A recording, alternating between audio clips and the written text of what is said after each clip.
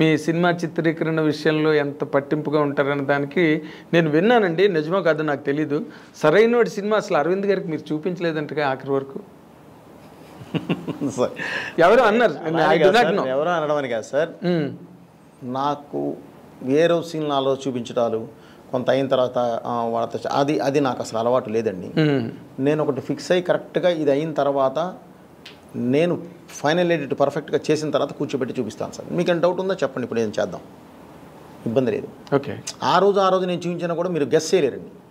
ఏ scene కాని scene ఎప్పుడు చూపించినా బాగానే ఉంటాయి సార్. అవును, అది అంతా కూడా కంపోజ్ అయిన తర్వాత మీకు వచ్చేసేసి ఒక కరెక్ట్గా ఒక చైన్ ఆఫ్ దీనిలో పెట్టేసి లింక్స్లో పెట్టేసేసి కరెక్ట్గా ఒక స్క్రీన్ ప్లేలో పెట్టి మీ ముందు తీసుకొచ్చి పెట్టినప్పుడు మాత్రమే ఒక జడ్జిమెంట్ వస్తుంది. ముందే ఊరికే చూస్తాం, మేము చెప్తాం, ఏం చెప్పలేరండి ఎవరు అనుకుంటాం కానండి, చెప్పలేరు సార్.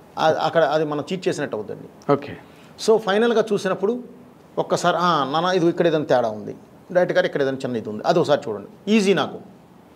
ఓహో ఇందుకు అడుగుతున్నారా, లేదంటే సార్ ఇదిగో దీని లింక్ ఇదిగో ఇక్కడ ఉంది కాబట్టి నేను ఇది చేశాను అని చెప్పడానికి ఉంటుంది.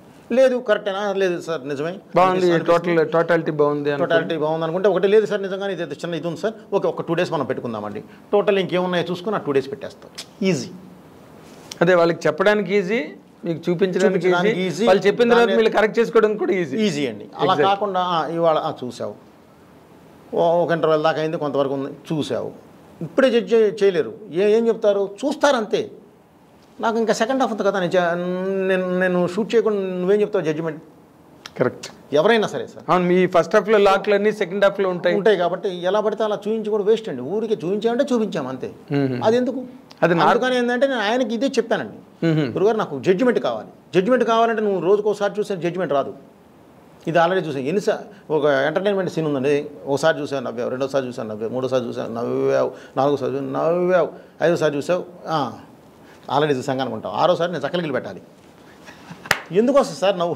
సో అన్నిసార్లు నీకు ఎందుకంటే నువ్వు ఇక్కడ చూస్తున్నావు, దానికి తర్వాత ఒక ఆర్ఆర్ యాడ్ అవుద్ది, అద్భుతమైన నీకు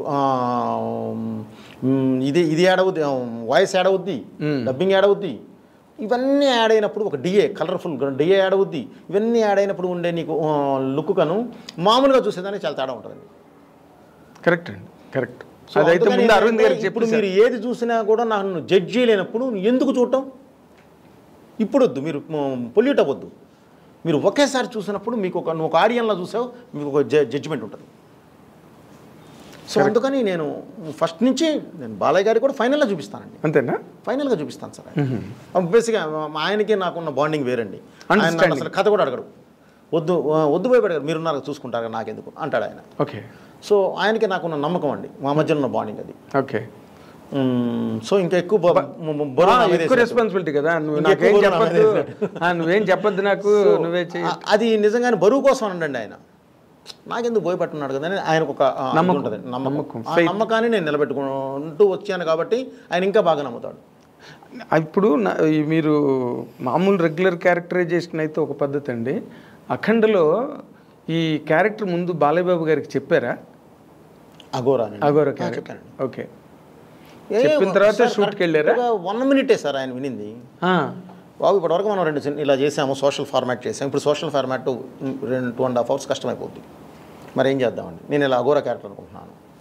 అఘోరా అంటే విభూతి పూసుకొని హెయిర్ పెంచి వచ్చి ఇదా అన్నాడు. అవును బాబు, కాకపోతే బాలయ్య బోయపట్టాలి ఉంటారు కదా బాబు, కుట్టారుగా బాలయ్య బోయపట్టి అలా ఉంటారు కదా. నిజమేనండి, మీ ఇష్టం, ఎప్పుడు గెటప్ చెక్క ఎప్పుడు వెళ్ళిపోతాం, ఇంతే జరిగింది. ఓ అంతేనండి, చాలా సింపుల్, చాలా సింపుల్. ఆ క్యారెక్టర్ ఎలా జర్నీ చేస్తాను, ఎందుకు నువ్వు చూసుకుంటావు కదా అన్నాడు ఆయన.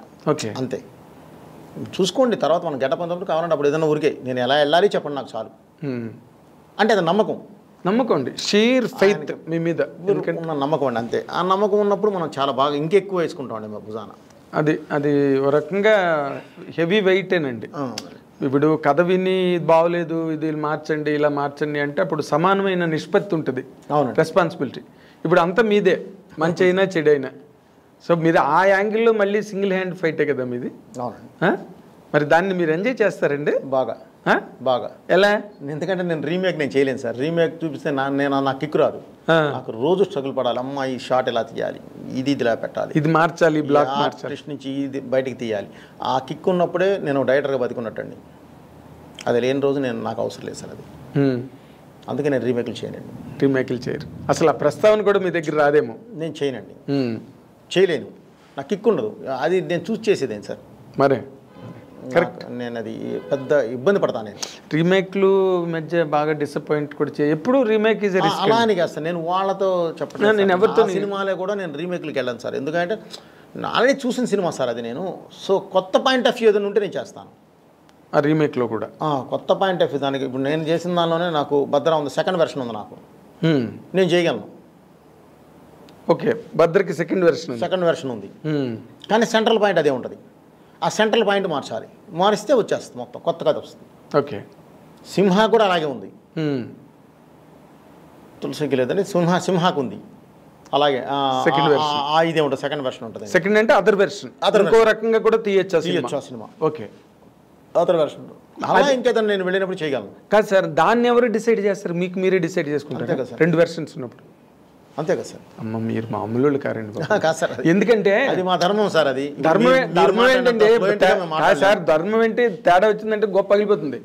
ఇప్పుడు ధర్మం ఓకే, మీ బాధ్యత, మీ ఉద్యోగ ధర్మం, లేకపోతే మీ బాధ్యతలో ఉండే ధర్మం అది. బట్ ఏదైనా ఒక బ్రిటిష్ వాళ్ళు ఎక్కువగా కౌన్సిలింగ్ని నమ్మేవారంట. కౌన్సిలర్స్ కూర్చుని డెసిషన్ తీసుకోవడం అది. అవును, అది అప్పుడు బాధ్యత అన్నది అందరికీ పంపకం జరుగుతుంది. ఇక్కడ మీరు రెండు వెర్షన్స్ రాసుకుని రెండు బాగున్నాయి దీనిలో వెళ్దామని అనుకోవడం మాత్రం ఇప్పుడు నాకు సాహసమే. నాకు ఒక రైటర్స్ వింగ్ కూడా ఉంటుందండి, వాళ్ళతో కూడా కూర్చుంటాను సార్. ఓకే, కూర్చొని వాళ్ళ అభిప్రాయాలు కూడా మొత్తం వింటామండి. వాళ్ళతో పాటు కూర్చొని వాళ్ళ అభిప్రాయాలతో పాటు మొత్తం అంతా కూడా అభిప్రాయం తీసుకున్న తర్వాతే ఫైనల్ జడ్జికి నేను వెళ్తానండి. Okay, then you will arrive at final decision. Sir okay, ఇప్పుడున్న ఇది ఎలా ఉంది, ట్రావెల్ ఎలా కావాలి, ఏంటి వాట్ ఇప్పుడు నడుస్తున్న ట్రెండ్ ఎలా ఉంది, ఓకే, ఎవరిని మనం ఖాయం చేస్తున్నాం, ఈ సినిమా ద్వారా ఎవరిని ఫస్ట్ ఆడియన్స్ మన సినిమాకి రావాలి అనేది కంపల్సరీ ఇది పెట్టుకొని కూర్చుంటాను. ఓకే, తర్వాత నాకు అంటే మీరు ముత్యాల సుబ్బయ్య గారి దగ్గర అసిస్టెంట్గా ఉన్న రోజుల నుంచి మీరు నాకు తెలుసు. ఇన్ జనరల్గా సుబ్బయ్య గారు అన్నీ కూడా మమతల కోవిల, మమతానురాగాలు, ప్రేమ, బంధం, ఇలాంటి సినిమాలు సుబ్బయ్య గారు అన్నీ దాదాపుగా. కానీ మీరు అంత ఇమోషనల్ ఎరప్షన్ ఎక్కడి నుంచి అడాప్ట్ చేసుకున్నారంటే? సార్ అడాప్ట్ అదేం లేదు సార్, టైం ఆ టైంకి అది కూర్చుంది సార్. ఆ తర్వాత నేను 2004కి నేను డైరెక్టర్ అయ్యాను. అవును, ఆయన దగ్గర నేను పనిచేస్తుంది 98, 99, 2000 ఆ లోపే చేశాను సార్. ఆ తర్వాత 2001 నుంచి నేను బయటకు వచ్చేసాను. ఓకే, 3 ఇయర్స్ ఫైల్ పట్టుకొని తిరిగాము. 2004లో నేను భద్రా స్టార్ట్ చేశాను. అప్పటికి చాలా మారిపోయినాయి.